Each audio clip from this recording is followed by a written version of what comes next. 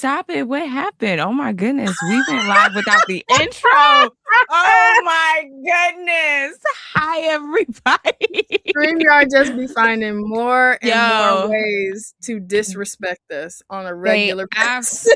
every single week without fail. They are just doing things. All Oh my right. gosh. That's Welcome crazy. Welcome to the Pink Riot Comic Show, where we have a good old time talking about things comics, books, and pop culture created by Black and Brown folks. My name is Keisha, aka Hot Havoc, and I'm here with my amazingly talented, awesome co-host Bree. How are you doing, babe? I'm doing good. I'm feeling a way that StreamYard really just disrespected us like that. Because y'all, we have our little like pre-intro ritual where we hype ourselves up for the show. And then we have our little intro music, and it always feels like a vibe. So for StreamYard to just be like, not today is crazy. Like, bitch, you're on live right now. Like, right, get it. like, we here. That's it. Immediately. Like, no pre nothing. That's crazy. But no, I'm good. It's been a crazy week. So many exciting things happening. I don't know if y'all seen, but my shenanigans and my shameless nature have just been like further fortified because your girls are the official Black Girl Book Fair after party now, because I literally just had the audacity to ask. Like, and that's what's been working for us. Y'all seen that super cute girly pop bingo board, and if you didn't, run and go check it out and like the post and leave a little comment or whatever. But yeah, I was like, we gotta make this super cute and girly pop. It's gonna be a vibe this weekend. And then we have like 2 amazing guests waiting in the back right now. Like, it just feels fantastic comics. Us this is a good week. Pink Riot, it just feels like we up. You know what I'm saying? Like, and I just we are. It's a shimmy week. It's a shimmy week. Like, what are we talking about? Okay, I'm gassed. I'm so entirely gassed. Also, that's just the stuff that we can tell y'all about. Like, facts. There's a lot going on behind the scenes. Stuff and things and stuff. I'm so excited. Yeah. So yeah, it's a good week, and we needed a good week because it's been rough on all fronts, but like this was a really, really good week. Ren, I got most of my comics back in the house. I can see everything. Here for this update. My goodness. Everything. I got all of my my floppies right under my desk. It's been wonderful. And now I have like all of my books in my room in the hallway. I feel whole now. Love that. I love that for you. Because when you were talking about it before, I was just like, nod and smile, girl. But I'm in my back of my mind, I'm like, somebody's stuff would have had to get moved. You feel me? So I love that. And you know what? I definitely did that. I was like, Y'all, this is why, so I have to take it back. Everything I said about Keisha being New York nice, because my good sis really do be like bending over backwards to like not be the agitator in situations and make sure that everybody's cool. And I was like, y'all, the way that my audacity is set up, I'm be like, look, I don't know whose stuff is about to move, but my books ain't going outside. You feel me? So I'm glad. But no, her heart is so huge, and I'm so happy that you feel more comfortable and that your book babies are close by now. That's like a huge thing. It is. And I have more space to have more books. Like, I planned it so that my stuff can grow in the next like year or so. So super excited. We got the behind the scenes of the arts and crafts and building, and he's a good man, Savannah, of it all that got her to this point. I don't know how she's gonna share it with the rest of the world, but I was like, I actually took video for content. Yes! Like, look at me. Okay, period. I got pictures and video. I'm so excited. So cute. It's such a vibe. And like y'all know your girl loves a DIY fly project anytime. My girl Keisha, the hot havoc herself, took it to the next level with the new setup, and I'm so proud and was so inspired. Like, dang, I need to step my cookies up and figure out like what the next thing is going to be. So I'm so incredibly happy for you. It looks so good. I Aw, can't wait till you thank reveal. you. Yeah, it's going to be a vibe. Thank But yeah, you. let's say what's up to the good folks in the chat. Yeah, we got a Oh, lot of another people cool thing that in. happened this week, you guys. We were on our good friend, our good new friend Gary's show on Tuesday. He has Yes. a show called 1011 where you pull up and you share 10 recs and then one that has a personal story and then a spec rec. And Yeah. the way that we like just kind of but We had a didn't fully follow the rules. did not at all. We were And like, not at look, we all. And got just were like, yeah, we're 2 gonna for pull up this. and share whatever feels right, you know. And he was such a sweetheart with him and Steve, and they're hilarious. So we had They a blast are. doing that. So if you guys haven't already, run and go check them out. Check out that episode with us on there. And they're such a vibe. We're definitely going to be going back to see them. So shout Yeah. out to Gary. You That see, he was a said, good old I have my time. show at 8, but wanted to stop by, say hi, and hit the thumbs up. And we love you for that, Gary. Right? I Um, think Steve is in here. right. What up, Yeah, Steve? yeah, yeah. Steve Eh. said, look, I don't got no show. I pulled up, period. We gonna say, hey LT. Hey, LT, what up? Oh, All of the vibes. oh my It's goodness. it's like kind of Yeah. Princess Leia, but not really. Like the braids are past the booty braids. So these No, aren't we really got they aren't we really got Leia we buns got that there's just a lot of braids, so they flop like that. But you know, the main we got thing was and it's Velcro. it's like an anime style. I can't Yeah. name. Yeah. It's Yeah, like it's more anime. let's get I'm some loving it though. texture and some movement happening so they're not just, you know. But yeah, all the vibes. What up, Mr. Al Kebalon? Hey, how you doing? Hey, Brayburn. Rayburn. Love you. Yes, you better tell it, LT. Yo. 360 subscribers. Who are they? All the things. We're doing it. We're Super doing it. excited. Yeah, we're growing. We're growing. Yeah, we're doing our best. Hey, Jana. We always love it when you Jana, come through babe. calling us podcastresses. Yes. Yes, yes. Yes, Praise comic book LT. Jesus. Yo. What? Don't okay, you see where he says it? It's right above that. Yo, tell me Oh, what okay, so when I realized like I could bring all my comics books in, praise Santa. That's praise I that, love y'all. That was literally the text that I got, and I was like, okay, girl. No, like, okay, so Boondocks, right? That one Yes, but episode, Jasmine, I watched that episode religiously, so I say praise Santa because that's fair. That's you gotta totally take them fair. ho-ho-hos When and you put them in said your that, mouth. oh my god, it made me think of the Simpsons in their movie where some Homer's like, praise Jeebus. So yeah, all of all of those, or Lumpy Space Princess being like, "Oh, thank Glob." Yeah. What up, Wiseacre Comics? Hey. Hey, And we B&B have Nerd. Yes, hey. Brayburn was in the building for Gary's show, and they confirm it was indeed an It excellent was a show. great. Yeah. Hey, Sheena. Huge, My the biggest love. of hugs and love, and shout out to Sheena from Melanin and Manga, because she's the whole Yes. reason why we were even invited to be on Gary's show. Y'all, Sheena is a cutie patootie and a sweetie pie on top of having the biggest heart. And she's Yeah. been riding with us since day one and always like shouts us out to other people. She's like the prime example of there's room for all of us, and I'm a scream about my girls wherever I go, and we love you for that, girl. Yes. Love you for that. Yes. All right, that's what's up. Right. Okay, we rambled and Right. welcomed and all of the things, and now we got to get to the good part. Oh my gosh, y'all. So, you know how like when you're on the hunt for a cool new story and you come across something that looks cool and you have the like, okay, this looks cool. And then you got to check like, okay, who wrote it? And then you check who wrote it and you're like, okay, it's a Black woman, period.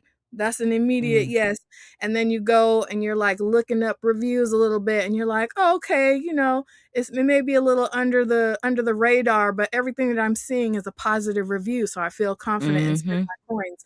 Then you go and dig a little even further and you get some like random posts or something so you can see like what the inside art looked like to make sure you're not getting cover fish, and you go, hey, yo, this is fire. Like that was exactly my experience when I first discovered Alexis Wyle, and I was like, wow, this is so cool. This is so cool. Then we started getting like whispers of book 2, and when I mentioned it to Keisha was already on it because you know your girl be on top of the indie picks, and we were both looking at each other like, yeah, we're gonna have to have her on the show.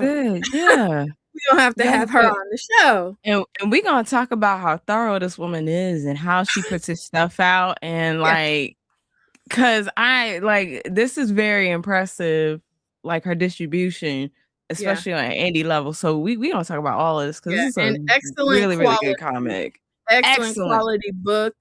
And the way that she shows up at cons and things like that, like it's just all around excellence. Like, I mean, what else can we say? Let's just bring her on. Y'all, welcome to the Pink Riot Lair, Jamie McAfee. Hello. Y'all are gonna make me cry. I was like, I was like, that's so nice. Yes. A girl needs to hear these things sometimes. As you Absolutely. do. Yes. We're giving you your flowers right now, and it's all facts, no gas, because y'all know we don't hype people up who don't believe in what they're doing. Exactly. Thank you. I appreciate it so much. Yes. And thank you for having me. Yes. Oh, yes. Thank you so much for coming digital and physicals. Yes. Thank you. Yes. Thank you. Yes. These are great. The way that my crates are out of whatever semblance of organization there was looking for books for Gary, I'm so mad. I was like, I don't have book 2 physically yet, so I have to fix that. But I definitely have book 1, and I was tearing up what I could reach trying to find it before today's show. But as you guys can see from what Keisha held up, it is an extremely well-made book. Good quality.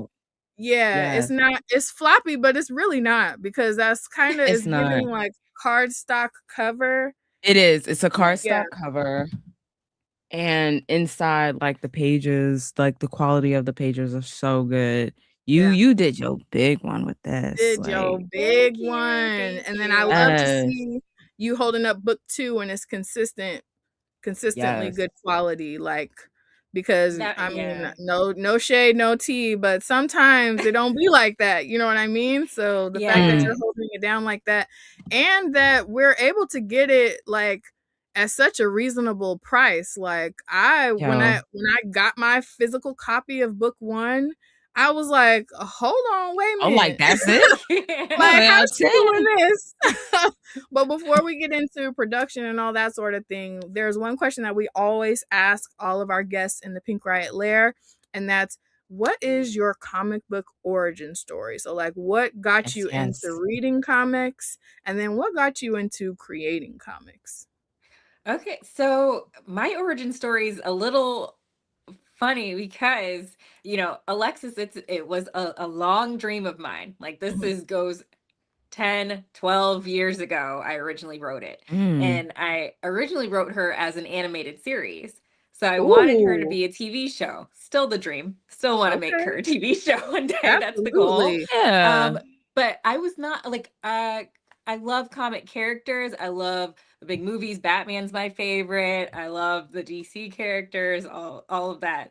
So a woman of culture, yes. Yes. I love all of that, but I honestly was not a big comic reader.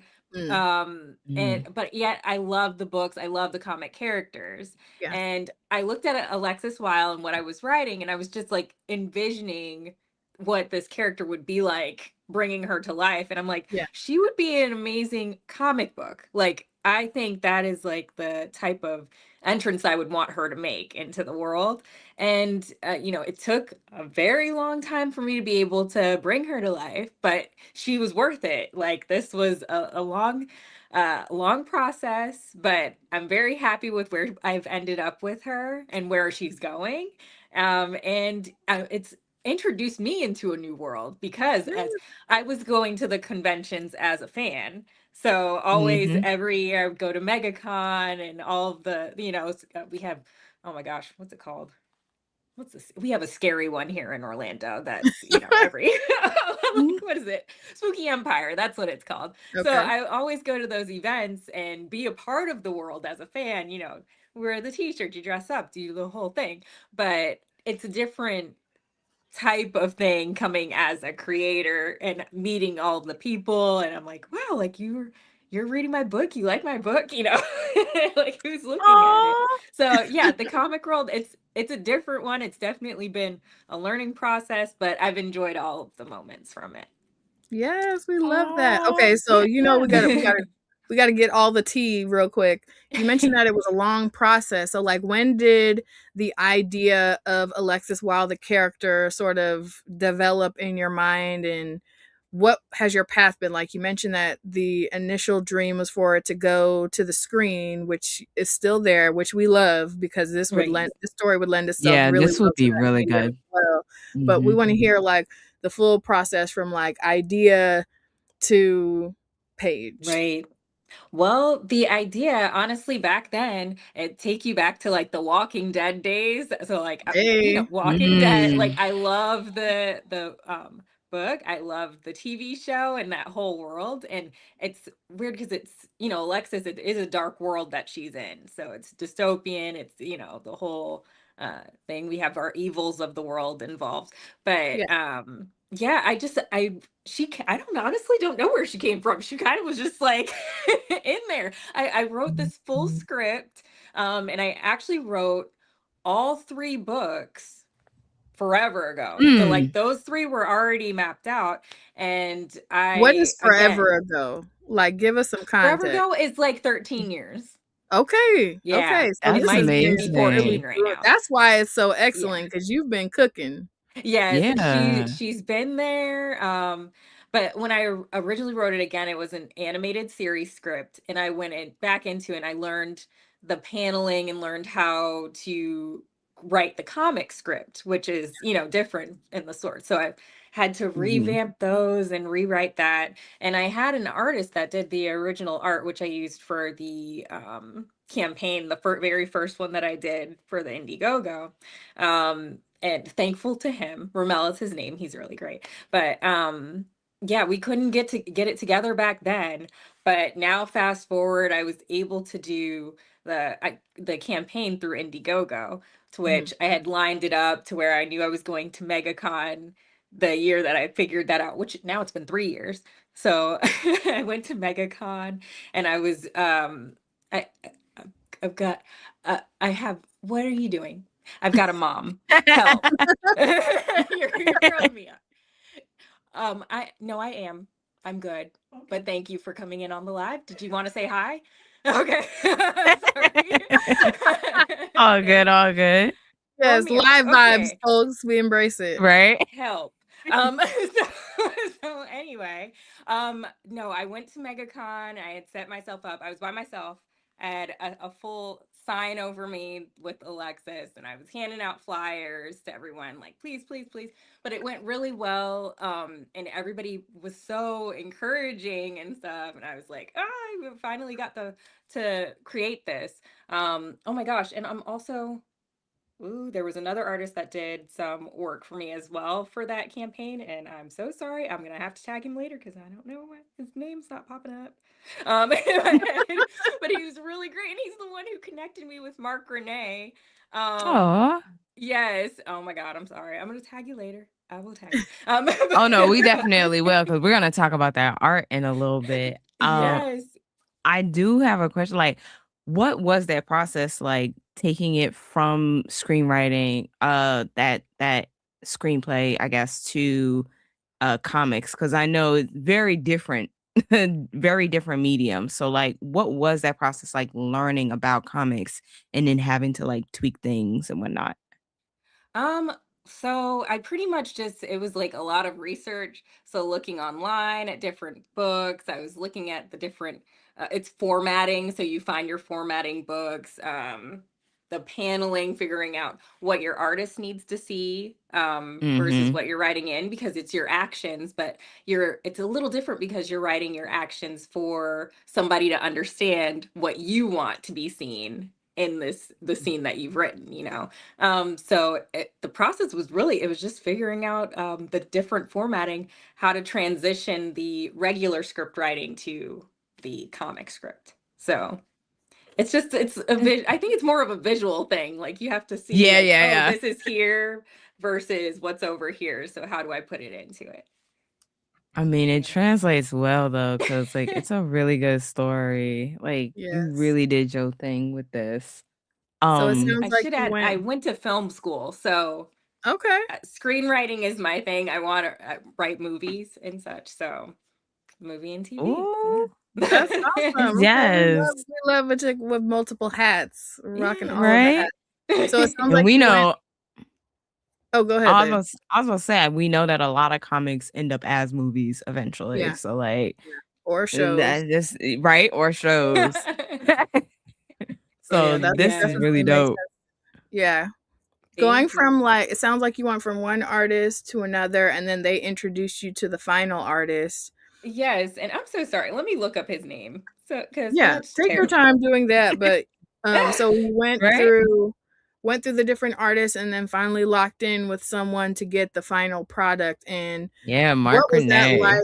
What was your process like getting it into print? Like, because I feel like Um, people don't talk about that part as much. right. So I actually have done, before doing the comic, I did do, I released some children's books. So I did know that Mhm. outlet with Amazon, and I've kind of figured out those pages on my own because those I illustrated myself. So I was figuring out, yes, I'm like, okay, so I know how to put a book out pretty much. So Mhm. I'm like, what format, which I'm still trying to figure out some of the printing because things are a little different Yeah. versus but you had because you have the standard copy, but then you also have your special edition which has like the specialty stuff. So Oh. yes, you can get on there for a second, the Oh, holographic and the okay. whole thing. So I Now always you try just and wait a do, damn minute, Jamie. yeah. Yes. I'm gonna need that edition. Yeah, we're gonna need the special one. We'll have to get you the one of those in the next order. We'll get you.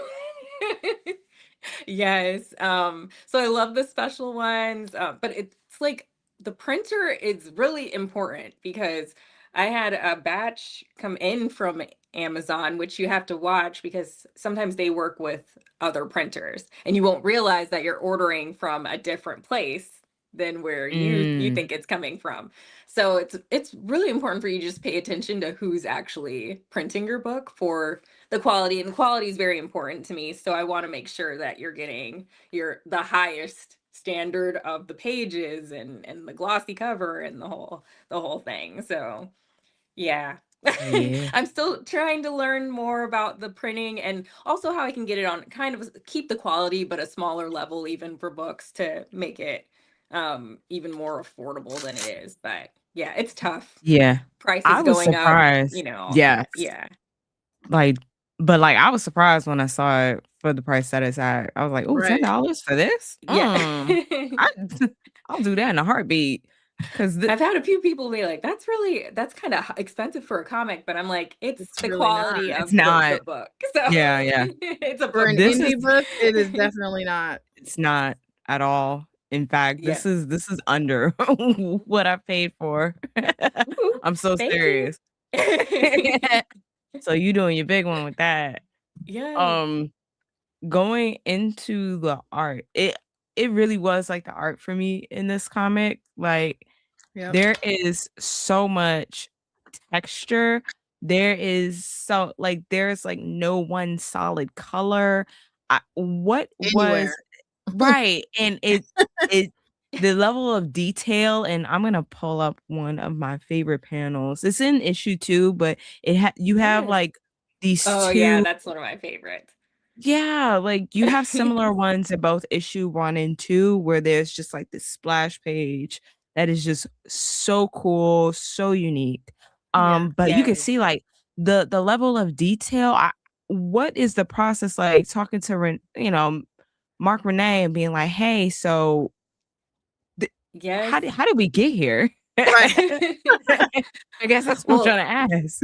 yes, this one actually I was like I really wanted her, she's entering this night kind of a lounge that's like a Mhm, speakeasy. So I just explained it as that. I'm like there's some like weirdos in there. We've got some demons, we've got some of this. She's kind of going to cut loose in there, but like it's a secret place, so she knows the code to get in here. She's been there before. But this honestly the imaging that was like out of his mind because he's like, how can I put all of the scenes? Because like it's almost 4 scenes in the one, with the mhm. different panels. So he's like, how can I put it all into one spot with her looking through this? So it's almost like a full window to this area Yes. of it. Yeah. So Oh yeah, my And the that's goodness. detailing, like normally you get like basic one color solid right. in between the panels. No, this is a whole other level right there. Yes. Yeah, like, No, his it's coloring is great. yeah, it's like you can see the fabric and all of that in all of her clothes, like, this collaboration y'all got, I hope y'all stick together. Like, he's on the 3rd one, correct? Yes, yes. So Great book team. 3, yes, we'll be doing the crowdfund for it very soon, another Indiegogo. But we're just in the makings of that. So I just sent him over some ideas for some new promo ideas and such. And he's like, okay, well, does it look like this? And he'll send me, some sketches or whatever. And I'm like, yeah, that's what's in my head, keep going. And it's weird. We are such a good match. Like he really gets what I'm writing down. Like he really can formulate it, and he has his own ideas too for the different textures because he's like he wants to use a new type of art style or with the coloring a different pattern of shading or something like that.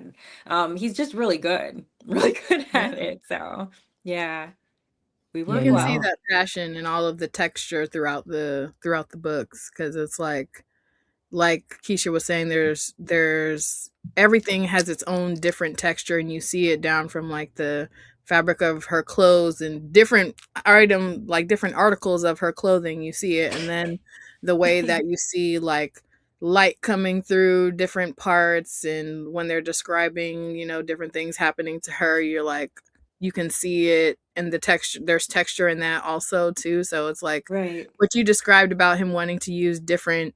See, like, what are we talking about? Yeah. Like, look Yeah. at this, look at that. Would you I just know look her at that? glove, the detailing is so great. Yeah, It's more than I could imagine. Like I was like for my first book, I'm like, I can't believe she like it looks like this. Like this is exactly what I wanted. And he's so great too because he will, have something drawn up, and if I see it and I'm like, I think this should change, or her hair should look, a little bit this way, or she's positioned a little funny, he goes right in and he's like, well, I'm just gonna swap it up and change that, and it comes out perfect. It's great. yeah, that's cool. The what you were saying about him liking to try different like design texture tools and that sort of thing. You can tell he's passionate about it because there's Yes. such a like variation of it throughout the book. You're just like, "Oh, this is not like presets or something like that." He's going crazy on this. Right. Yeah, Yeah. just very cool. Very cool to see. Yes, he's very Yes. talented. Um, so I wanna say the story, I mean, we haven't really gotten into the story too much, but, like, the story is so unique, it's so interesting, and correct me if I'm wrong, because 'cause I'm, like, off and on with, like, creating synopsis, but, like, essentially, we're in a dystopian world Wait, we where gotta hear her pitch. oh, yeah, yeah, okay, you know what? That is even better, right? Before I, like, fumble through it all. All right, Jamie, if you could give everybody a pitch of Yes. what Alexis Wyle is about. So yes, Alexis Wyle, it's dystopian action adventure. Essentially, Alexis, she's from this small town, and suddenly this dark power Rhapsodus, he kind of comes and he attacks Earth. And the humans that survive this attack are taken back to his realm to live out the rest of their days. Chapter one, it picks up 10 years into the change. So you're kind of just thrown into this world. And within the story, though, there is a lot of kind of back and forth between the past, present, and future, and you're going to get more of that in the Yeah. future as well. So you get little bits of the story of who these people are. There's a lot to tell from the future. So yes, that's essentially What chapter one. Yeah. Yeah, like, what I enjoyed was, I guess, figuring out, like, the team and who they are and, like, how they work together. Man, I forget her name, but she has, like, lighter hair. It's not, like, red or anything. I It's forget like what her name. Rain. I Right, think that's yeah. yeah. Sweetheart, that's my girl. That is my She's so girl. cute. She's such a sidekick, but like she's her own Yes. person too. So she's tough. It's just fun. Yes. She is. Oh, man. What was I gonna say? What I also enjoyed was, I guess, like, the way time operates, like you said, we are in the past, present, and the future, but also, like, it's not like, "All right, we're on a Monday at this time," or whatever, like, I did the math real quick because I was like, "Wait, hold on. Why are we on year 3000 or" so it was like Something 3,000. like that. Yeah, like, day 3,648, and I'm like, "Why are we doing this in days? What is going on here?" And that was, like, the first signal that shit just really went left in this whole universe, and I'm like, "Oh, we like, everything really starts back at this moment in time where everything just, like, blew up." Yes, Um, it can is you those tell 10 years. everybody right? Yeah, like, I was in this, like, it really had me wanting to know more about the universe. I'm really excited for issue 3 and, yes. like, yeah, like, what is Me that gonna be, too. like, the final? Like, is that gonna be the final one? Because I know you said you already had the first 3 issues, written for a few years, so, like, is that gonna be the final one, or have you already written more for No. this? So it won't be the final one. I do have ideas for future ones. So I have names Mhm. for I think, two other ones, but no, it's infinity at this moment, so I don't have an end point. Yes. Ooh, we love an Yes. ongoing. Yes. Yes, We love we an keep it ongoing. going. We love an ongoing with a Black woman. I'm here for this. Yes. Yes. Alexis forever. I'm trying we got to keep it going. I just want her to Us. grow, so. Period. And she's such a slay too. I was like, it's like you want to see somebody who you want to root for, who seems cool. She's like fashionable, like all of the things. Yes. There's a lot that you can gravitate to in this story. One thing that was Mhm. like random that I really loved was the map. Like, how did you I'm somebody who loves a map in any book. So seeing like how did you Yes. come up with like the world building or the setting for everything? So the world, Mm. it's kind of funny because little parts, as the story goes on, you'll kind of learn more about each area. But I just wanted a general idea so people could get the feel for where Alexis was, Yeah. and Mhm.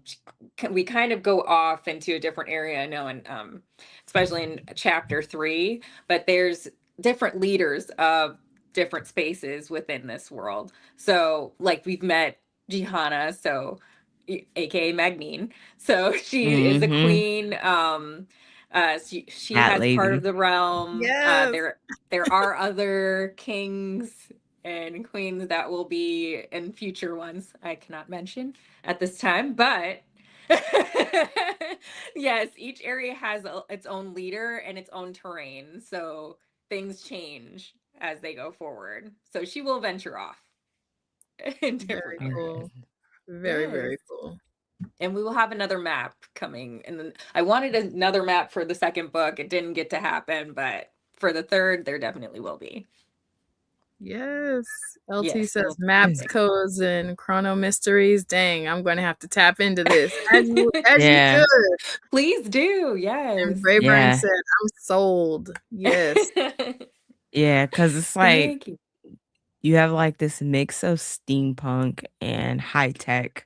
Because like, you know, with her having the I'm not gonna say it's not AI, but it's like a machine type heart, you know, and she's like slowly turning into something that is new in this universe, like, but then also we have like these super high tech drones that are like attacking people and stuff.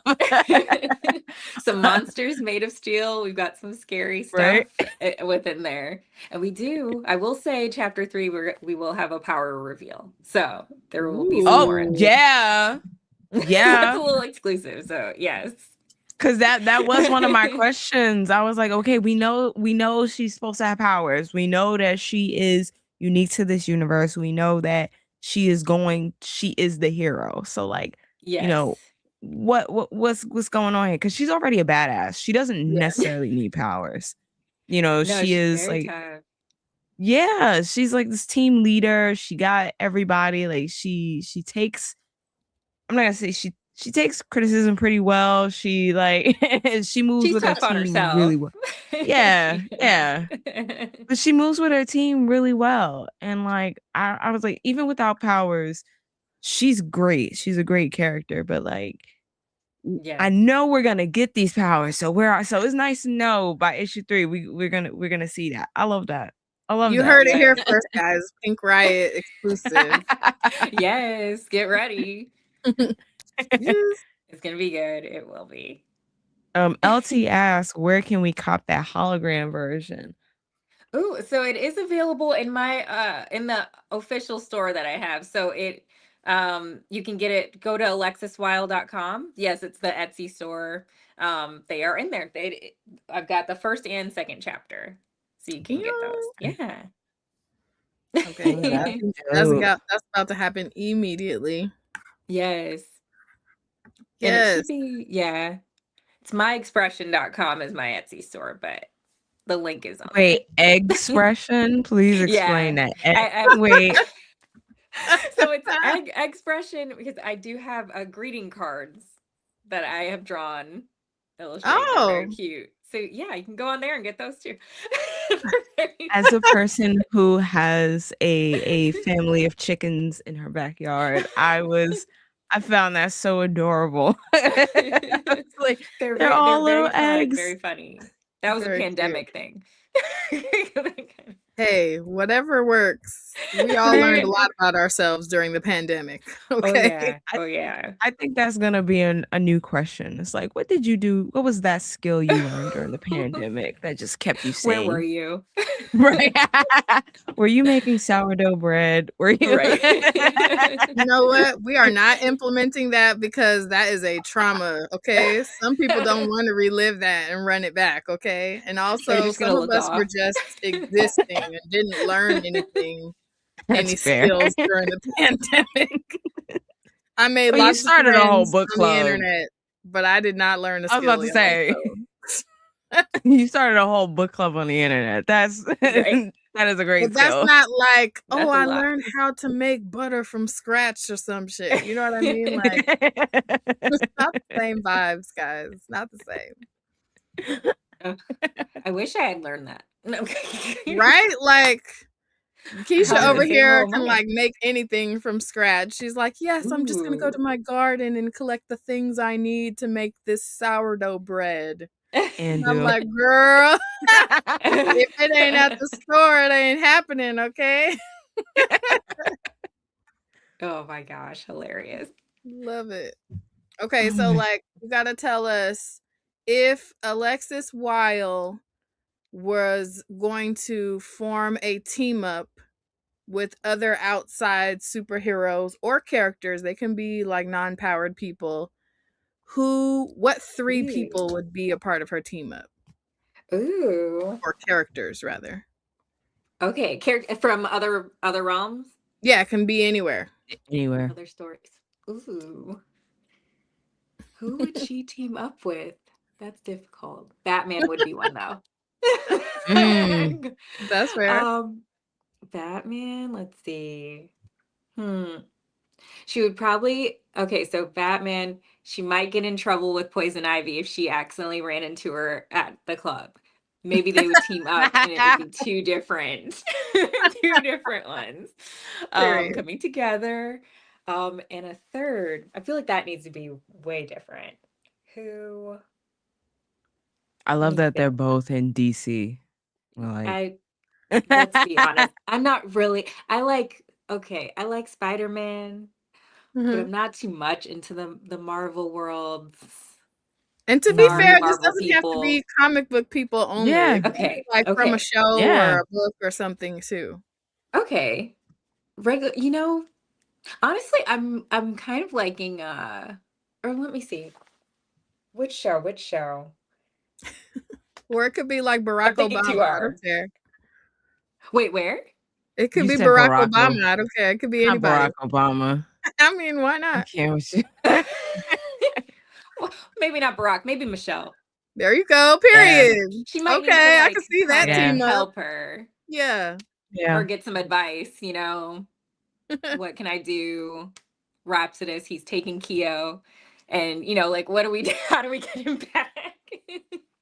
Period. Okay, Mr. Alkebalon gave a recommendation. He said Dark Pink, another indie that's reminiscent of Jessica Jones, but a Black woman, or Zuriel from Concrete, just from aesthetics wise. I could totally see Alexis Wyle and the chick from Blackpink. Yeah. In a team up.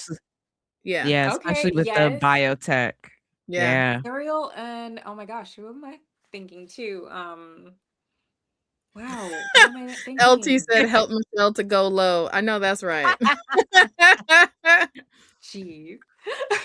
I'll agree with those. Yeah, okay, period. Right. Well, listen, Michelle Obama, Blackpink, and Batman is a hell of a team up, and I'm here for it. Yeah, facts. All right. Run around. We will save somebody. Yes. Right? Save a lot of somebodies, okay? Shoot. Oh, Black Panther. Hello. He would have been a good one. Yeah. Now you just rounded up. Now we got a team. Right. Okay. Hold on. We about to add some more because my next question is, and this is also for Tashi from Midnight Comics if she's listening, because I've been talking about wanting to see more indie comics like have crossover events where you have different characters going into different universes and whatnot. And one of the first that I remember talking about was your character in something with Midnight Comics. And I was like, I want to see that happen. So maybe my question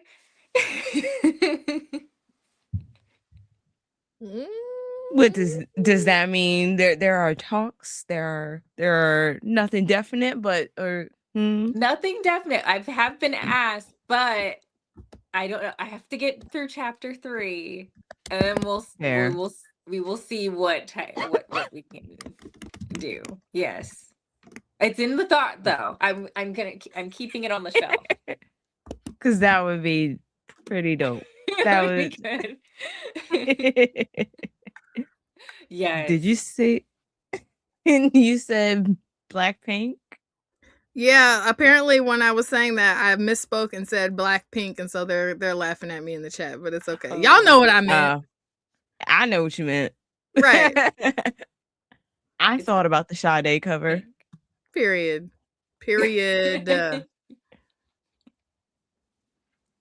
All right, but if you guys want to see this book, check it out. The link is in the description. I'm also gonna put it in the chat right now because you guys need to get your hands on these physical copies as well. Yes, and do make sure you get that that really cute holographic special edition. Drop your coins. I would imagine that the Etsy shop is where you would get the most money from people buying it because that's where we want people to buy it from. Where we're gonna get the most money. That is where I would get the most support. So definitely. I mean, Absolutely. if you just need the standard, you can get it from Amazon. But if you want me to sign, I will sign it, and the whole thing. You'll get all the little fun things that come with it. We want all the bells and whistles and fun things. Yes. Okay, so we got to make sure that we give you space and time to shameless plug. We want to hear where people can find and follow you, what projects you have going on, where people can support you and drop some coins and send them your way. Do you have any events coming up, conventions, or where people can typically find you? All those types of things. Just shameless plug yourself. All of the things. Okay. Yes, definitely go to alexiswyle.com. Follow Instagram at Alexis Wyle. Also TikTok at Alexis Wyle. We definitely need more people on Instagram and such. I'm going to be active very often. You're gonna get sick of me. So please go on and follow and reshare. We'll be doing the new campaign. Honestly, within the next month, you will see movement for that. So that's so exciting. Yes, be ready to go on. So follow. I will probably honestly in another 2 weeks have the little splash page where you can go sign up to learn when it's going to happen first. So definitely follow. Yes. Pay attention to the stories. Solid. And let us know. Get the shirt. Did y'all peep? She's rocking an Alexis Wyle shirt. It's on the Etsy shop. Yes, you can order it in the shop. So yes, it's made to order, so it's nice. You can get yours. Yes, we love it. Yes, definitely go on and get that in the book. Yes. Super excited. Yes. And do you have plans for any upcoming conventions? So if people want to meet you, I don't have any scheduled right at this moment, but there will definitely be someone at some point. So definitely pay attention. We will drop in. Yes, and please let us know when the Indiegogo drops so we can talk about it and like put it on our list so everybody could, support, because it'd be nice to get one straight from the crowdfunder. Like that would be right. That's the best stuff. You get all the different things, your poster, your stickers, all the things are in there. So you get we love stickers around here. I love a sticker too, so please. Yes. She loves the poster. Yes. Yes, the poster. You can get this poster too. Yes. Period. Yeah. Okay. Yeah, please give us that link so we can do that when issue 3 comes out. Yes. I will. Oh, nice. LT says just bought the holo version for chapter 1. Can't wait to check it out. Ooh. Well, I'm not sure that's in the mail to you this they weekend. ordered the pretty copies. Yes. Thank you so much. Thank you. Yes, thank you so much for coming through to the Pink Riot Lair. We love you down. You're welcome back anytime. We definitely will be screaming about book 3 when the Indiegogo goes up, because we definitely want you to get funded and reach all the stretch goals and all the things. We want to make sure that this book gets supported because we love Alexis Wyle. And thank you so much again. Such a vibe. Yes. Thank you for having me. I appreciate it so much. Thank you for everybody supporting. Yes, all right. Of course. All right, everybody. We're gonna say later, Jamie, and you are always welcome back at the Pink Riot Lair. I'm gonna hold you guys to it. Yes. Listen, please do. Slide in our DMs as soon as you know when the book 3 Indiegogo goes up. You know it. No, I will. Bye. Later. Bye. Oh man. All of the vibes. Right. She is such a gem. And I'm so excited because I'm about to immediately run and go cop that holographic edition signed, because y'all don't sleep and be one of those people because she's not playing any games. Don't be one of those people when this gets translated to a show and then want to be all late hopping on after the fact. You want to be the one that's like, I was there from day 1 and I got the signed edition and you can't even get this anymore. That's the energy we want. Period. What you doing over there, Miss Ma'am? I am making sure. Okay, so this is my first week working with, the new tech setup. And it's been really, really good so far. But I was typing something up, making sure that everything on the back end is good. That's fair. Totally fair. Oh Y'all, man. Keisha really, her dedication to the whole process of all of this and the ease of it is unmatched. I'm incredibly lucky to be doing this with her. Like, incredibly lucky. This is born of trying to be lazy, but in fact just overdoing it constantly. Yes. So, unfortunately. It be like that. But yes, we have yet another incredible special guest waiting in the back. Y'all, this was a surprise. Yes. Because like Wiseacre Comics, they slid into our DMs and was like, hey, we have somebody. We love it when people do that, so y'all don't stop. Right? Right? Please don't stop, because that's how we've been finding some really great things. And he was like, hey, we got this comic. I want to see if you guys could put her on. And I was like, all right, cool. We typically have this process where we're like, send us a preview, send us something that, we could make a decision. Because we've been burned before, y'all. And have. So like, read it.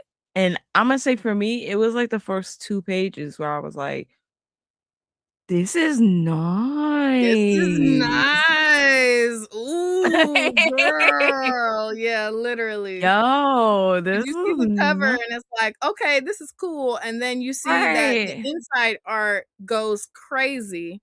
And it is the team that you come across in the first few pages are so like swagged out and everything. You're just like, everything. What did I just open up? And the fact that it's connected to a TV show, and like this was badass. And not only is the story dope, but like the team working on this story. Like, I went on my little deep dive. The editor, we actually had the editor for this comic on the show. He was on Megascope, Nigel Lynch. So like Octavia, like, oh man, this is fantastic. Yeah, I love this comic so much. Yeah. So it was one of those ones where you got to the end, because we got the sample issue that we got sent to like preview was like action packed, immediately getting you to all of the things. And then I got to the end and I was like, oh no, I need more of this. That wasn't even the end. Right. That wasn't even the end. That's what I'm saying. I'm like, okay, we got to get this situated immediately. They were like, they knew what they were doing. They're like, this is just a little preview, a little razzle dazzle, a little taste to get you going, and then we know you're gonna be back. So this is all we got to send you for real. But yeah, bro, and it did what it needed to do. It did what it needed to do. We gonna bring on this amazing writer, screenwriter, director, right? Like all the titles, all of the things, all of the accolades. Right. If a person of many hats was a person. Facts. Okay. So we gonna bring on Miss Octavia Etheridge. Hey, how you doing? Hold on, we can't hear you. I think you muted. Can y'all hear me now? There we go. Yeah, there you are. Hey guys, thank you so much for having me on. Yes, of course. Thanks so much for coming through. No problem. I love with everything that you guys are doing. Even the last person that came on, I have to like check out her comics for sure. I love supporting fellow, Black, especially Black women comic writers and creators. So that's pretty dope. Yes. Yeah. We love to hear that. We just trying to put everybody on, because it's like there's so much more than like the big two or whatever, you know what I mean? Like, and only we can tell our stories authentically to us. So that's like, anytime we can convert somebody or encourage somebody to get another Black woman's indie book, it's like, yes, do a little happy dance.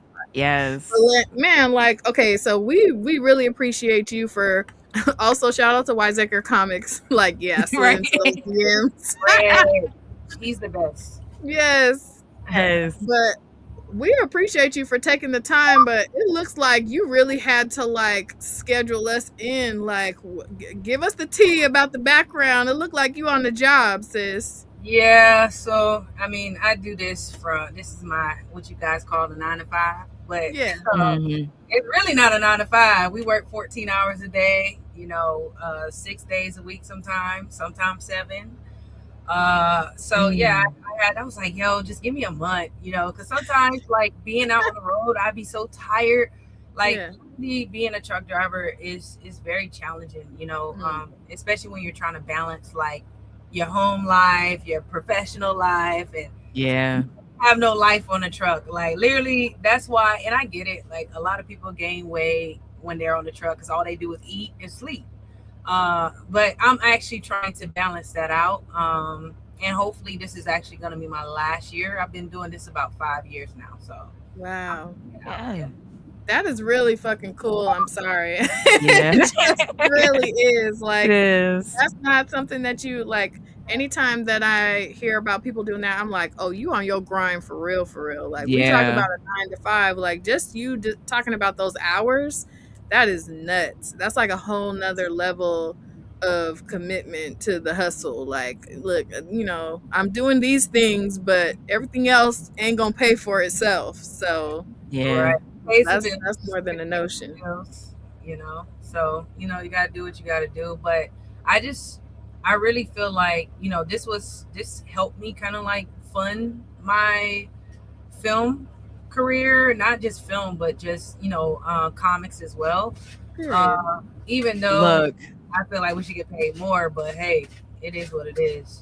Yeah, and you should get paid more. But I mean, like what you put into it so far, yo, you fan fucking tastic. I'm sorry, like I can't speak more higher than that. This is a phenomenal comic. I'm so excited. I have so many questions, but I'm gonna let Bree do our typical first one before I start fangirling. Oh, listen, we're gonna let our fangirl freak flags fly, but we always have to start off. We ask every guest who comes into the Pink Riot Lair the same question, and that is, what is your comic book origin story? So like, what got you into reading, loving, enjoying comics, and then what got you into creating comics? Oh, good question. This might sound crazy, but I really didn't like know about like the indie comic industry until like I think it was 2000, like late 2022. I think it was like late 2022 or early 2022. But what made me get into it is because when I saw like, I think it was Fred book, Wiseacre Comics. Magnus is so like amazing, and I'm all about like black characters, black led characters, anything to do with like African royalty or just royalty in general. That's what caught my attention. So when I saw that made me like start. He was the first book that I actually read. So since then, I was like, okay, I got to look a little bit more. I started going to the comic book store, and I started seeing all the indie comics. Because like before, my mindset was like, oh, it's only like Marvel and DC. But nah, I learned quickly, like there's actually people like me that are actually creating comics. One thing that I did, another thing that kind of got me into it was that me being a filmmaker, and going to film school, I knew that, to keep all your rights, retain all your rights, you need to have a book. And I didn't write a novel. So I was like, I'm not writing no novel. So what can I do that's like, creative? So when I realized, okay, I could do comics, it'd be like almost like a lookbook, or pretty much like a lookbook of like what I want to create as a film. So I was like, all right, I think this is gonna be, and then I realized how cheap it was compared to filming. So I was like, okay,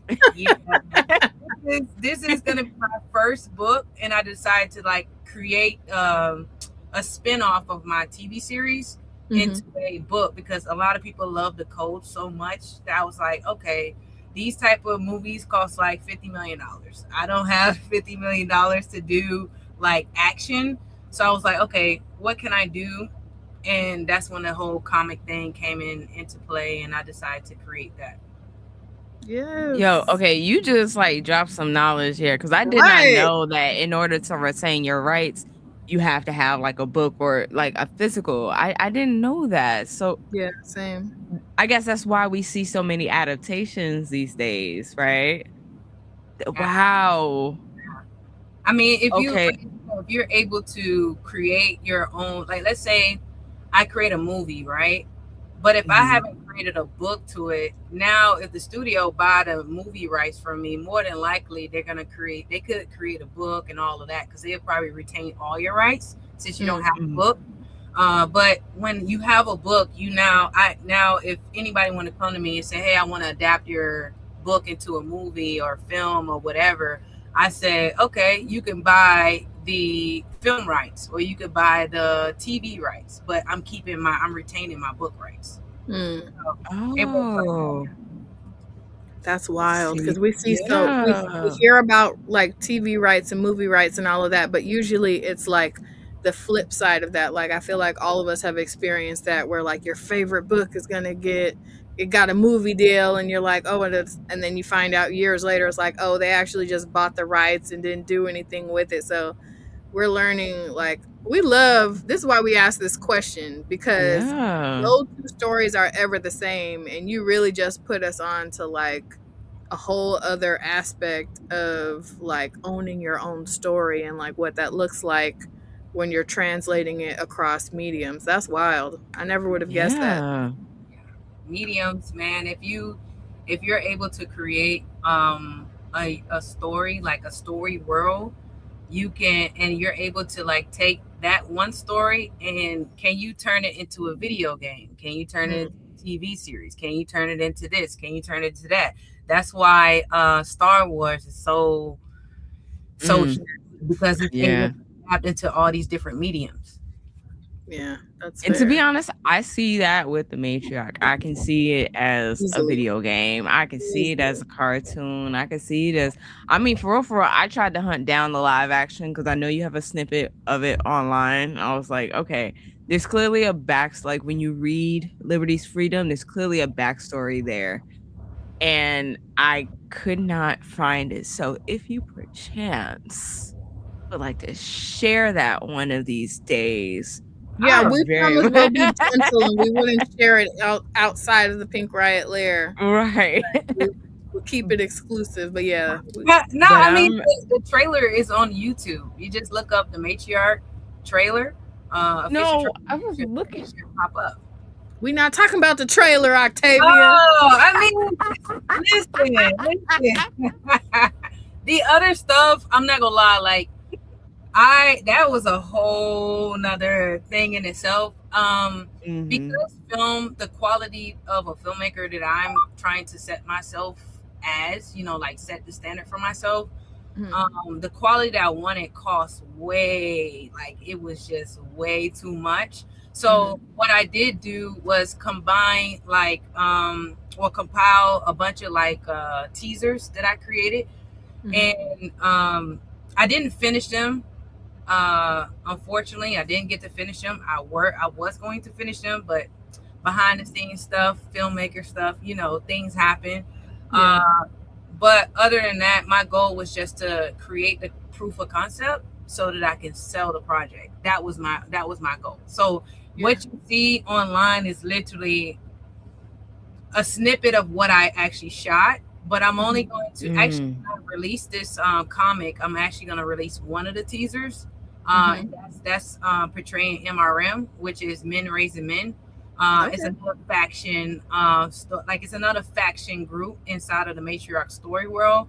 And, you're kind of following that story. So you have the Matriarch, which is the show is kind of like Power meets Handmaid's Tale, and what's another one that I can name? I can't name the other one off the top of my head, but it's like another Power show, but it's in a whole utopia world, Okay. Yeah. LT says, say what? Kill Bill meets the Matrix. So now we have to hear your pitch for the Matriarch. Give us your pitch.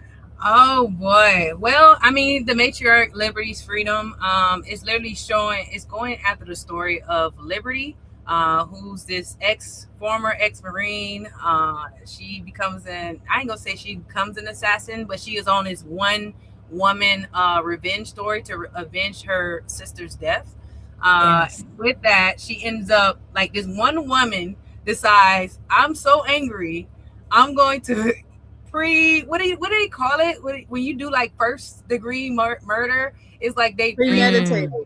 Yes, yeah, premeditates this whole entire thing, mapped it out in her mind on how she's going to go after the mafia that ended up killing her sister, only to find out that there's also another group there called the Code. They're elite assassins. They're actually professional. They get these kind of missions they actually paid for by the government to take out, high criminals, should I say. So during the mission, they're trying to take out the same person, and she ends up, getting there before them. So it's kind of like, yo, who is this girl? Like, do you see her? And Liberty is so mad that she just, when you have so much like rage, it kind of like, you just don't care. You kind of black out.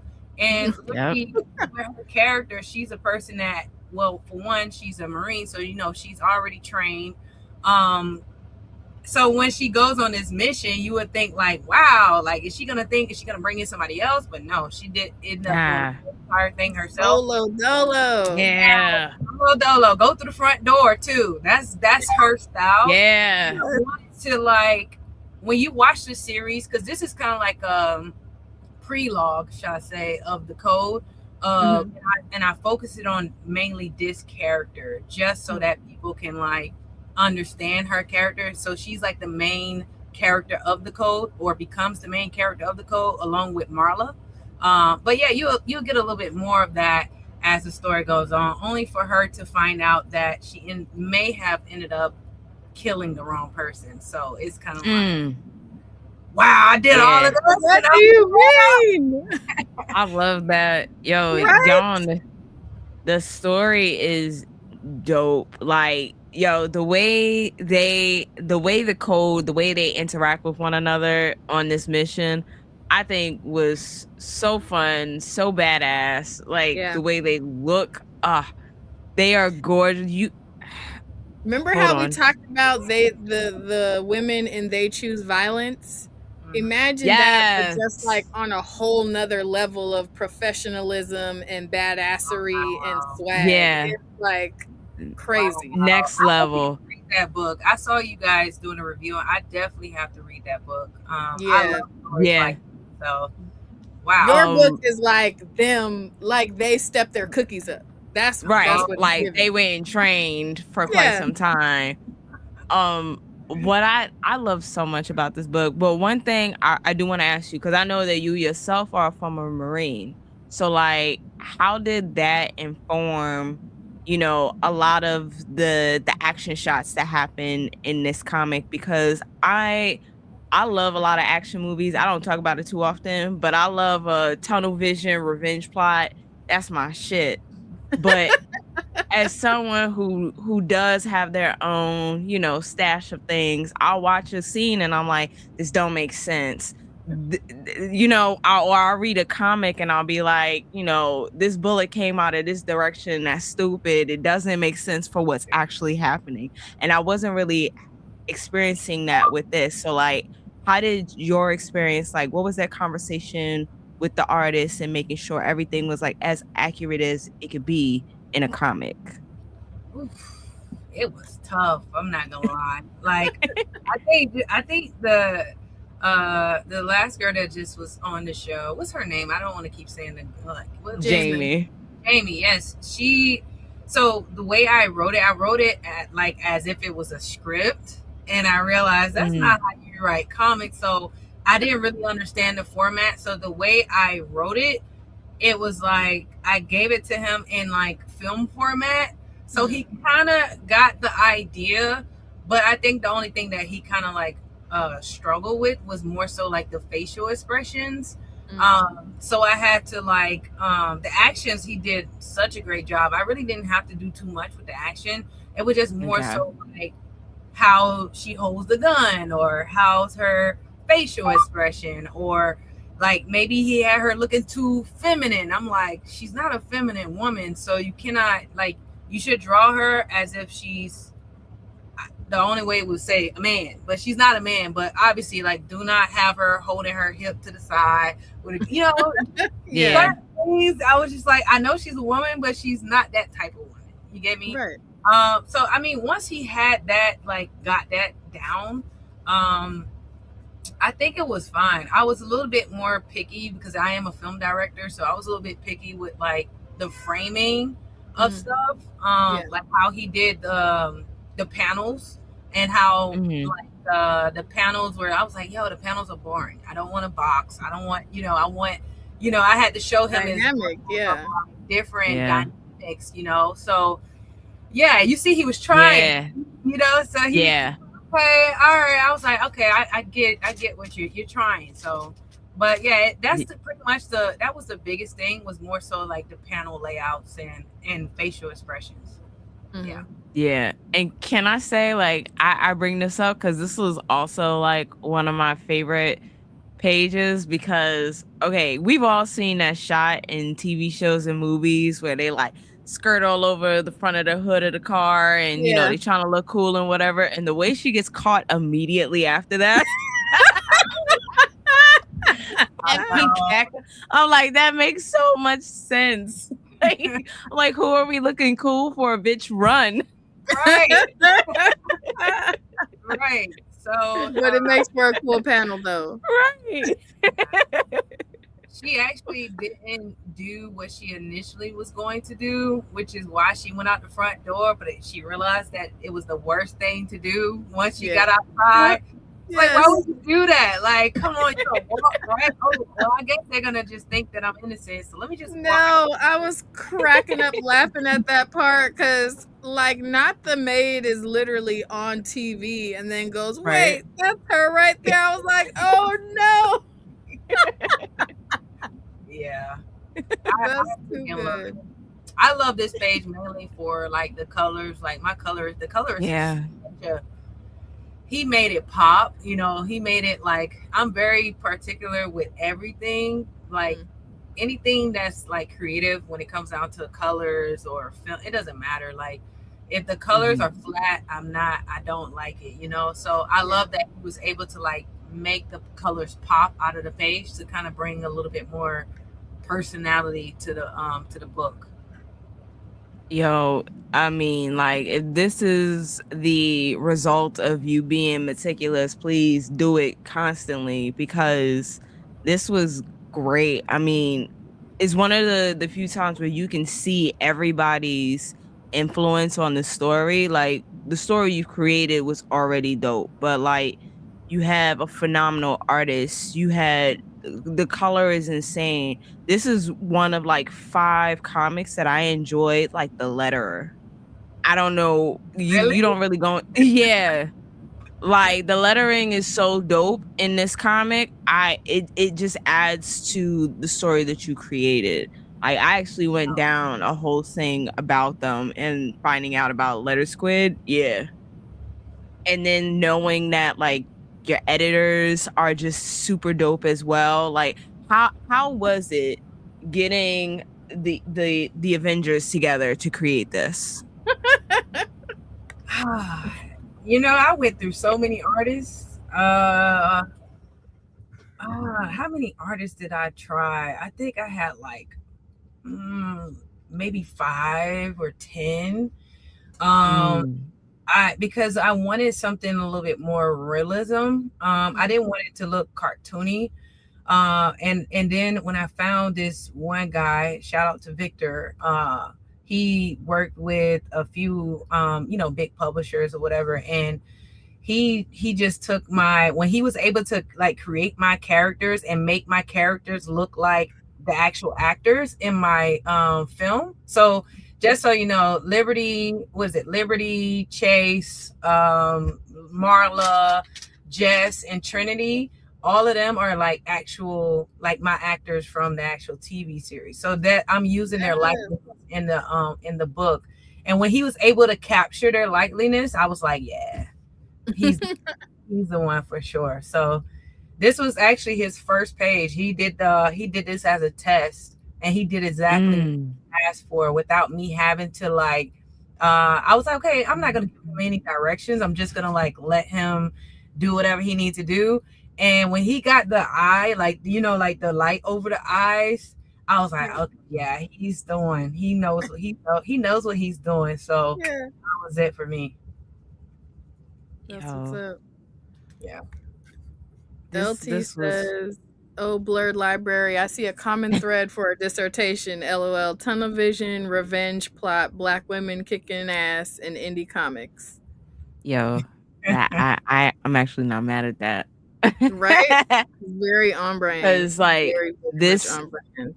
This story has like a beautiful diversity of women, like masculine presenting, feminine presenting, like from all walks of life. I really enjoy seeing just women being badass and just women existing and women doing some wild shit. They're still being swagged out like with the hats. Whose idea was it for the hats? Because I was like, oh shit, what we got going on? Yeah, so the costume design and everything was literally my vision of like what I wanted them to look like. Mm-hmm. I was like, okay, if I had to get like these women that are assassins, what can I do to like, I was thinking about Beyonce formation. I saw that in Olga Ashley. Yeah. Like, yeah. Oh man, she's actually like the background to the studio right now. Cause it's her introduction when she's like next to the car in the garage. I was like, this is a bad bitch. I like yeah, this is nice. And then you start seeing the rest of the squad and you're like, oh, they're all bad bitches. Right? Like, it just gets better and better as you go. I was like, okay, if like I said, for the spinoff, my goal was to like make this like kind of like a movie saga. You know how you have, because like not the Matriarch, but Liberty's Freedom, or should I say the books about the code, is like, I wanted their stories, or should I say their books, to be more so like Kill Bill meets, the Matrix, and also meets what's his name? There's another guy, I can't think of his name.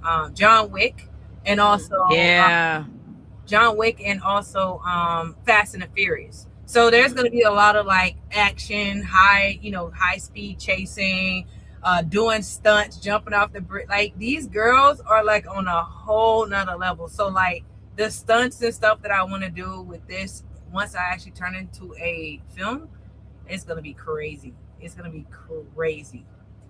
Oh, I love the references that you gave, like, to compare to, and that you didn't say something like Charlie's Angels or whatever, because they're on a whole nother level. It's like some different shit. You know what I mean? Right. I feel like that would be like the traditional comp people want to try to say just because it's women, but it's like, but it's not that, like, at all. At all. Shout out to Wiseacre Comics. I missed this comment earlier, but it says, Tay, I think we need a Pink Riot exclusive variant cover for the Kickstarter campaign. And do what we need to do. I feel like I'm led to agree. Absolutely. Oh, and I meant to mention, like, the colorist and the letterer came from Wiseacre, so he hooked me up with that, because the same guy who did his colors on Magnus and pretty much all of his books, I was like, yo, the colorist is fire. So I went with the colorist, and also went with his letterer, Letter Squid. Shout out to Letter Squid. Shout out to King Bola. They are great artists. Oh man, but yo, speaking of the Kickstarter, it hasn't launched yet, but hold on, let me see. Yeah, there we go. But it's about to soon. So can you tell us about this? Just follow the pre-launch, so y'all go do that. We actually need to run these numbers up. Follow the campaign if you can. Yes. We have we were supposed to launch in April, but we're still kind of like putting together a couple things like exclusives that we're gonna just put on Kickstarter, along with we just want to do a little bit more marketing behind the book because we spent so much money on it. So we want to make sure that people actually enjoy the quality and that we can continue on with like book 2 and book 3. So we're not necessarily in a rush, but I do want to have this book out by, let's say, the end of the year, towards the end of the year, so fall or winter time. Me and my publisher, we have to talk about when we're going to be able to release, etc., because there's other books ahead that's slated. So you know what, I think that's smart to market it beforehand, because a lot of people don't take into consideration just how much goes into a Kickstarter and how much like legwork you got to do before it even launches, like the months of legwork that needs to happen. So like the fact that y'all are recognizing that and being like, we need to give this a fighting chance, I absolutely love that. I know it doesn't say because I'm not logged in right now, but I am like one of those waiting for it, because the minute we got to the end of the preview, I was like, wait, this can't be the end of it. Right. And then found out there's like a good 20 extra pages, because it's not just like a small comic. This is like 57 pages. It's longer than your average. I was like, oh, okay. Immediately, there's more story I need to know. So it's funny because again, me just getting started with comics, I didn't know too much, but it was supposed to be prestige format, like the larger books, but we was already too far into the book to go back to change it to that format. So it's just gonna come in a standard comic format, but that's what our intention was to make it a prestige format. So we may continue at the same size, or for book 2, depending on, we might make it the actual size that it was supposed to be. If I'm being so for real, the size is like, I take or leave it being larger size or whatever, but it's just the difference in, like, we talked a bit about this with Jamie about Alexis Wyle, like the quality of the paper and that and the cover more valuable than like the actual size of the book per se. Just coming from somebody who buys a lot of comics, it's like like a prime example of this, like who is it, Distillery, they have own, those like imprint. They have like oversized books, and it's cool to see, but more than anything, it's just kind of like, where do I put you amid all my other comics? Like, like the novelty of it is not big enough where I would redo the whole book just to make it bigger, if that makes sense. Gotcha. Okay. Yeah. That from you guys. A lot of people say that, actually, so I might be, okay with this. I know every book is going to be around like 55 pages, anywhere from like 55 to 58 pages long. Oh, that's tough. Go back. Yes. That black and white. Come on, man. Yeah. Come on. What are we talking about? That is crazy. Yeah, this is gonna be sexy. Okay, one of my next questions, and I have it written here in my notes. I was like, who is this white woman? Who is this white woman? Yeah. Is that a rhetorical question, or is that like a real question? I mean, she's clearly like the head of code, but I'm like, she is like the only white person. I know, it's so crazy. So Marla, she's she's the creator of the assassin group. She used to be a former mercenary that worked for the government, and she was against what they were trying to do, or the people that was in her mercenary group trying to do. So she decided that she wanted to go on her own thing and, form her own group of women. And she targets women who have a story. Like, they have like one of the girls that we have, for instance, she's blind. You'll meet her in book 2. She's blind. She was, locked into a dungeon, in the darkness, and she over time she became blind, from the torture and all the things that was happening to her. So she likes to take like people who have some type of pain, or and she pretty much uses that pain as a weapon. So she turns them into literally a weapon. So she weaponizes women who have pain, because like Liberty, as you see, she literally was on this whole revenge thing, and she's one woman person who ended up killing, everybody. And she was like, oh, this girl is, she went through the front door. Oh yes, I gotta get that. So right. Again, Liberty is one of those people who cannot be chained, and you'll see her talking about that in I have a prologue that I'm actually gonna do. So it's like the pre-meditation part of her before she does what she does. We're also gonna release that during the Kickstarter campaign as well. But yeah, so like Marla is just, and she's the only white woman that you see here, but there's other white code members that you don't see until like book 2 and 3. We have Asians, we have everybody pretty much. Yes, this is just like an ode to women being badasses, and I love it. And we're here for that every time. Yeah, absolutely. Like, oh, go ahead, babe. No, I was saying this is all of them, right? Yo, that black hat is sexy. You're right. Like, and each and every one of them looks fantastic. Yeah. Squad, there's no games played here with this squad. Right?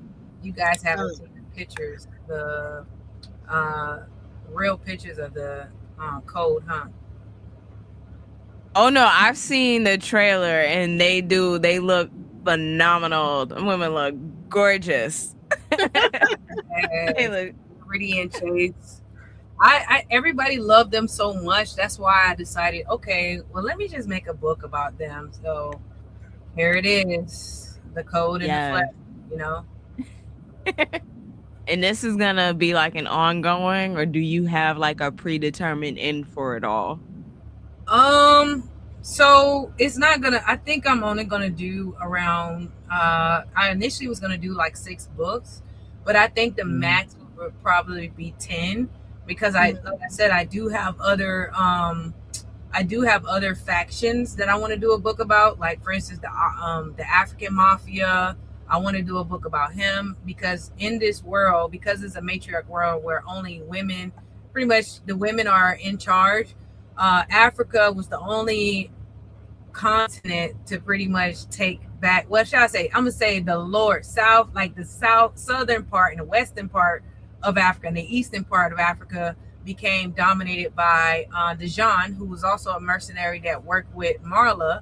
So she was a part of, the mercenary group that I was telling you about.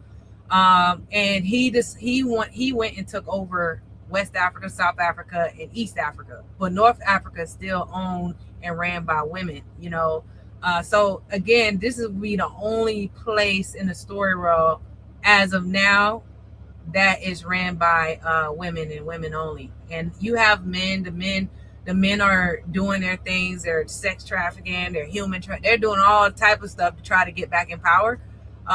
So you'll see that. Ultimately, it's about control. And what I wanted to do is create a story that, okay, well, what if the world was flipped upside down? What if it was, a bunch of females in power? Technically, I wouldn't necessarily say there was never a male president, but after women took over, there's only women in Congress. There's only women in like as a president, mayor, all these different high positions. And pretty much I just wanted to like see what would that feel like? What would that be like? Because at the end of the day, everybody is corrupt. It doesn't matter if it's men in power or women in power. It's just the women, how would the women create, their structure versus the men? Like in this story where there's no racism happened when the patriarch was there, but I don't touch on racism in the women's world where women are running. Like everybody's equal. Everybody has a chance to, have that higher power, shall I say. So I don't make it about racism at all. This is just literally, like I said, this will be like a Handmaid's Tale meets like power, and it's about power at the end of the day, men versus women. Yeah. I mean, this is dope. I'm so excited Same. yeah. So excited for what's gonna happen. Yeah. Thank you.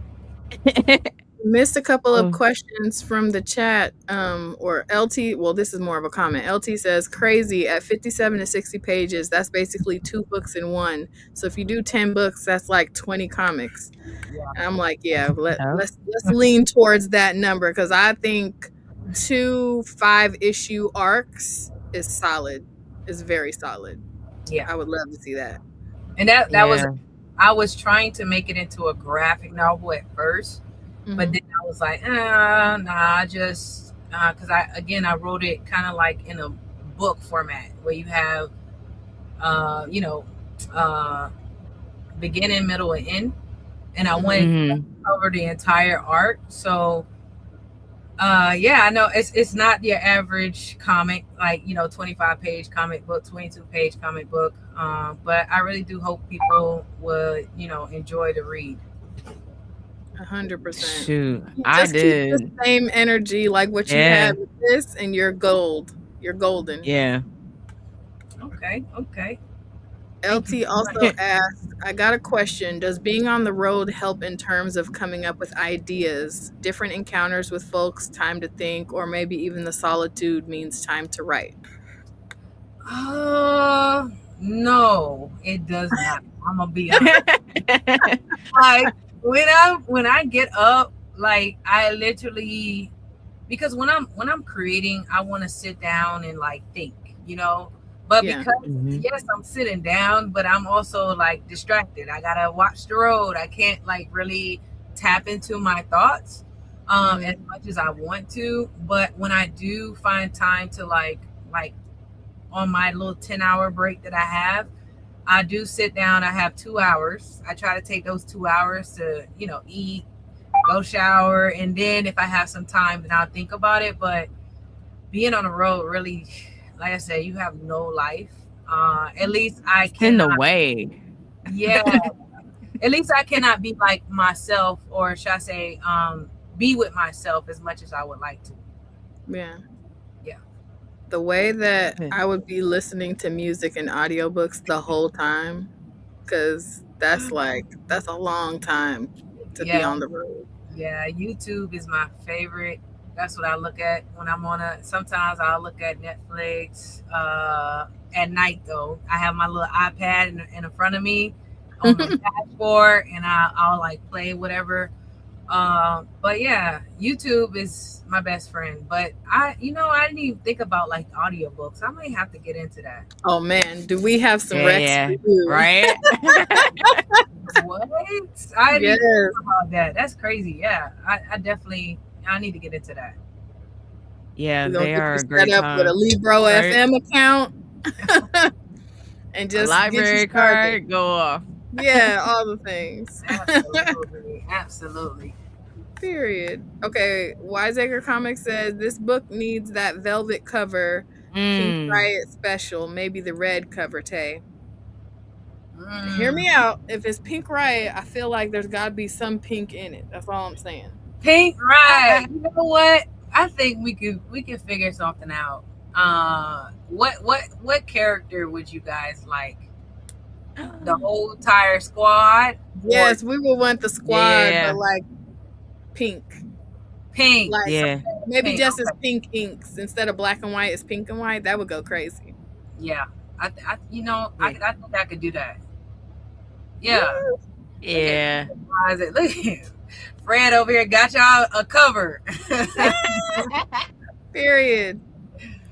And LT said, would that be the first Pink Riot variant cover?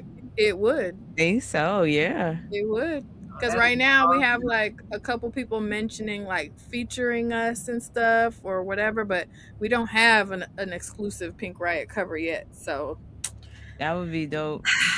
I don't know. I'm kind of gassed about with this idea now, guys. Right? Just a little bit. Oh my gosh. I actually like what you guys did here with the pink background. See? Yeah, that actually looks good. I already have. Yeah. Yeah. We do it. Yeah. This is I had to choose Ashley because like her introduction, to be honest, is one of my favorites. Just that it was just super dope. Just really? her. Yes. Yeah. And she's so funny talking her shit because they all expect her to be fucking up, and she's just like, "Well, I'm gonna go do this. Not that anybody cares." I was like, immediately, no, like, that's the homie for sure. Unfortunately, she's the person that everybody bullies. Like she's she's like, what'd you say, the dorky looking one? Oh, her evolution is gonna be crazy. Like, see, her evolution is gonna be crazy. So you will see, like, dang, she's dumb. Like she always making mistakes, and you'll understand why see, that one even. I personally don't think she's making too many mistakes because for real, Liberty is just a badass. Her, like, right? That was out of her control. It was. She did it. I mean, could she have like turned into the elevator and saw her? Sure, but like we're not gonna put that on her.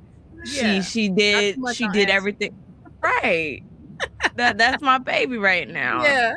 And she's just Okay. So like that's why she's in. Yeah, that's why she's there. Like, you know, we ain't all perfect, and she got room to grow, and that's wonderful. You know, we all can't be. What are their names? The two that were in the house in Atlanta. Rose and yeah. We all can't be them. They badasses. That scene was crazy good. I was like, oh, they like that. Like the second was so chill, like, yep, it's handled. We did the thing. The bodies are out. Like, what?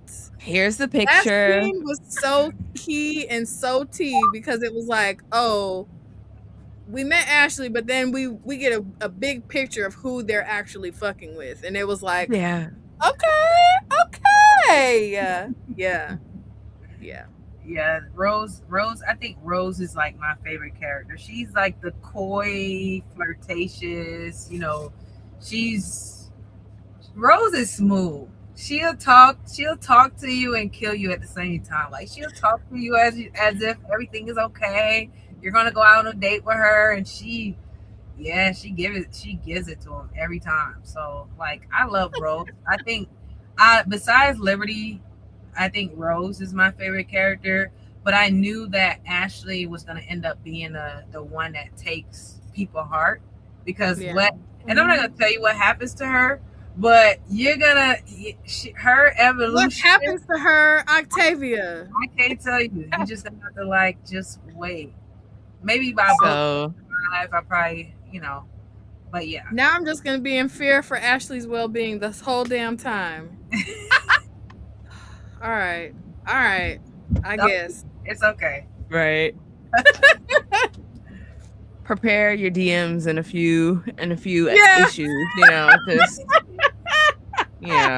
for sure. I'm gonna be like, Octavia, I know you lying. Why you do this to my girl though? But that's too funny. Okay, so you already know when the Kickstarter does get y'all all pre-save. Click the little box that says to let me know upon launch so that you don't miss out. The link is in the description. Yes. Also, we're going to be screaming about it as soon as the Kickstarter is a live situation because we definitely want to support. We'd love to have you back whenever that time comes so that way we can give a proper Kickstarter kickoff party situation. That would be fire. Ooh.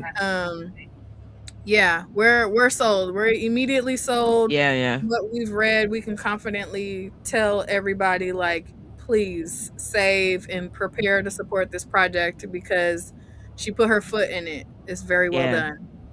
Save up your monies because gather your points. Yes. Because I know for sure I'm doing one of the higher tiers because this is great. Especially, with a pink Riot variant cover on the horizon, you're going to have to get whatever the combo pack is. You can't just get a one and done. You can't miss out on the exclusive. You know what I'm saying? Just y'all people, I'm just going to press it till it's a thing. We too excited about it now. But no, for real.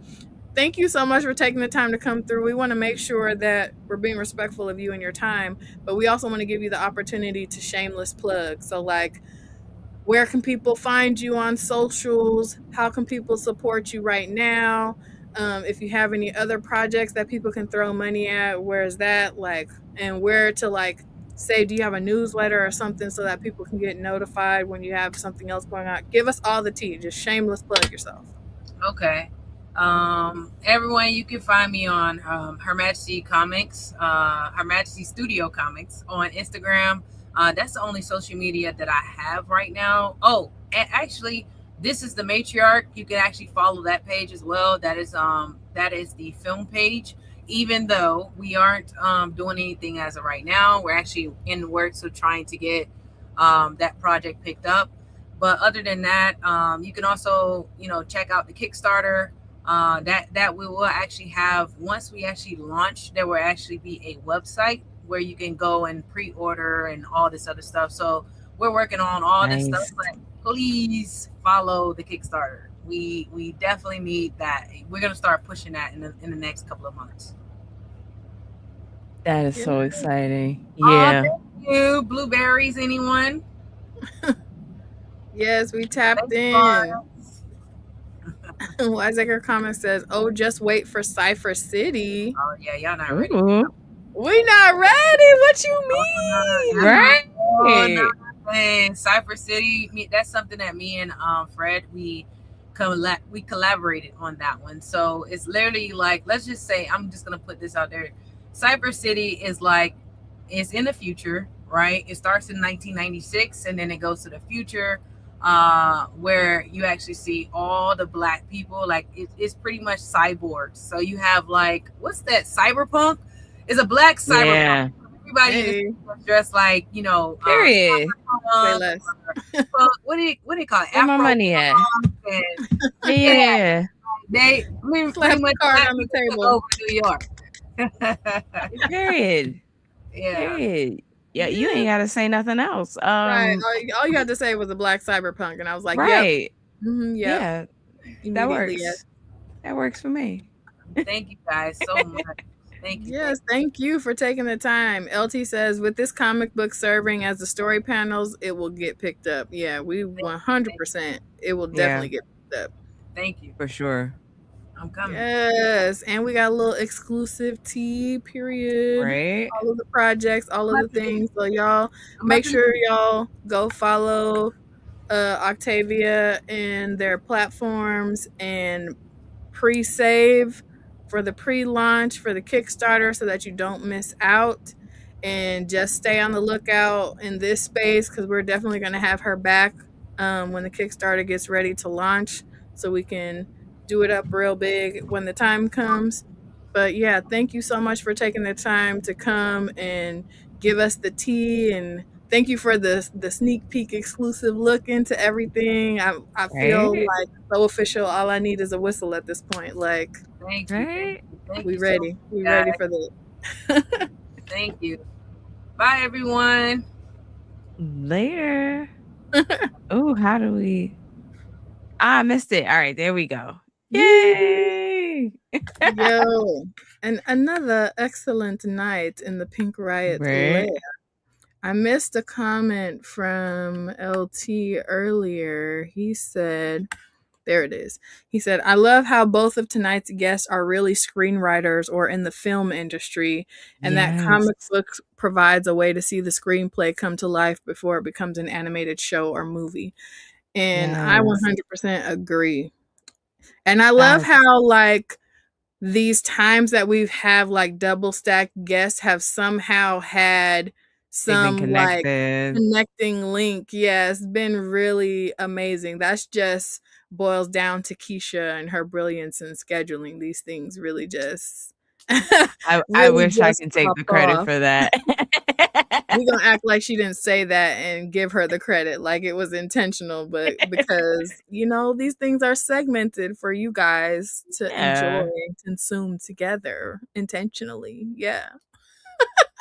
Nah, that was so dope. I think now I guess I can be a little easier whenever I see movies that I'm like, oh my goodness, it's another adaptation of a book. And I'm like, Right. okay, There's a now, reason.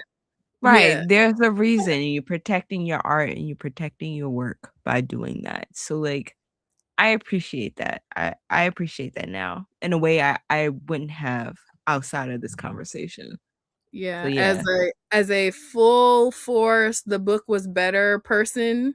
Now I'm like, okay, facts. I there see may it. be more to the context of what's going on. So Right. maybe easy because you haven't had to do that yourself. That's so cool that Octavia was like talking about the compared to trying to make the movie, making a comic was a lot less expensive, but that don't mean it wasn't expensive. Like, you Right. know? And you can tell she put her foot in this. I was Yeah. like, "Oof, Yeah. whatever y'all asked for this Kickstarter, I hope y'all get it Yeah. because it deserves every single penny. Every single Every penny. single And then some because we want the funding to be there for the story to continue because she has a vision for 10 fact. issues. It's like, let's run with the 10 issues, you know? So both of them between Jamie and Octavia, like, oh, we got Black women we gonna support this year. Right? This is fun. Yeah. Yes. Oh my gosh. So exciting. Okay. And then on top of that, y'all, this Saturday is the Black Girl Book Fair. Y'all seen we had Yes. the creator and host Jackie A on last week's episode. And now Pink Riot is officially the after party for the Black Girl Book Fair. And we have some special guests who are going to be popping in to kiki with us and talk about their like reminiscent book fair experience and what it was also like at the Black Girl Book Fair. So if you haven't already, head on over to Black Girl Book Fair's IG. They have the link in their bio so you can sign up. The tickets are free. So like Yeah. even if Yeah. you are like, oh, I'm only going to be able to come in for a little bit or whatever, go sign up Right. and get you a free ticket. Okay. Another part of this too is even if you don't think that you'll be able to like check out the speakers and all that sort of thing, getting that ticket before everything kicks off gives you access to the deals from all of the authors and vendors who are going to be there. So even if you're not going to be able to like watch all the things, there's some amazing Black women authors, creators, and like merchandise that you can get Black women made.